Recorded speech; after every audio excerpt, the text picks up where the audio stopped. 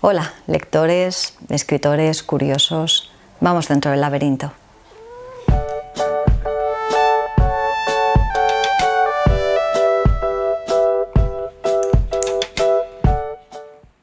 Hoy quería abordar un tema que no es nada popular, tiene que ver con los derechos de autor y, como sabéis, todo lo que toque los derechos de autor de los creadores genera muchísima controversia. Pero en este caso me parece que viene a cuento porque en febrero del año 19 finalmente un jurado de Madrid dio la razón al escritor Javier Reverte cuando reclamó que le fuera compatible el cobrar sus derechos de autor con la jubilación.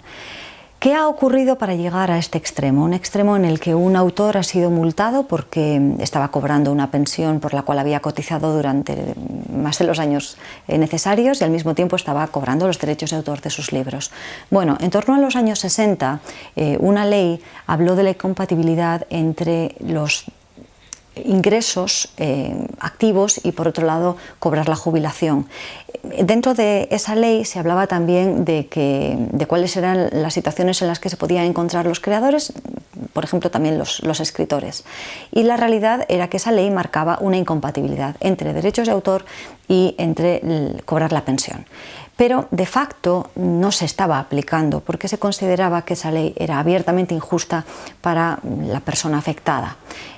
Es más, muchas veces las pensiones eran tan bajas como 150 euros, por ejemplo, y si no se complementaban con los derechos de autor acumulados por los libros a lo largo de los años, condenábamos a esa persona a la indigencia. En el caso del escritor, en el caso de artistas gráficos, fotógrafos o músicos, ya no os quiero ni contar.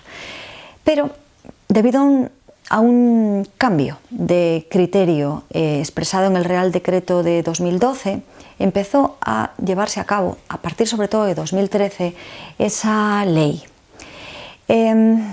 Forges, por ejemplo, o Gamoneda, o Colinas, o el propio Reverte, personas que han sido críticas con todos los gobiernos y con todos los partidos, que además han vivido sin ningún tipo de sospecha de su obra, se encontraban con que no solamente no podían cobrar la pensión, sino que les reclamaban unas cantidades enormes. Eso, al parecer, en un caso individual ahora se ha corregido. ¿A qué estamos esperando el resto de los autores? Y cuidado, a mí esto es algo que no me afecta de una manera directa. Yo estoy intentando defender los derechos de mis colegas más mayores, me parece absolutamente injusto y yo asumo que por mi edad es muy posible que no tengan ni siquiera pensión, ¿no? ¿Qué estamos reclamando? A través del Estatuto del Artista, que se aprobó parcialmente en diciembre y enero del año 2018 y 2019, el que estemos un poco más protegidos. Pero debido al adelanto de las elecciones, el mes de abril del 2019, nos encontramos que el fleco colgando, que eran las pensiones, no ha sido aprobado. Continúa en un limbo.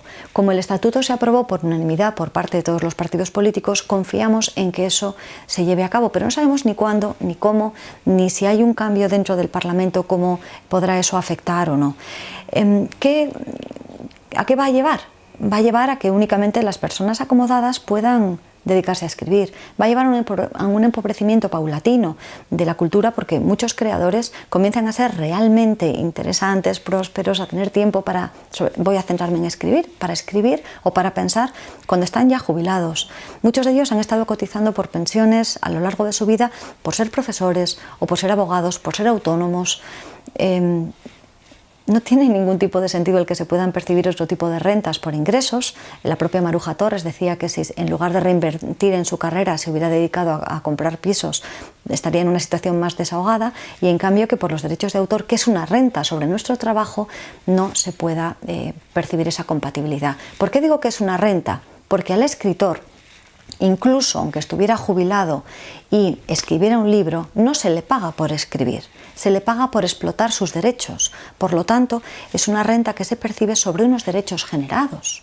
Otra cosa sería que se le pagara a tanto alzado o que se le pagara por una conferencia. Esas son cuestiones que habrá que plantearse si realmente queremos que los creadores sigan en activo o no. No estamos hablando, en la mayor parte de los casos, de gente con unos ingresos o con un nivel económico muy alto. El tópico de que el escritor es rico es absolutamente falso.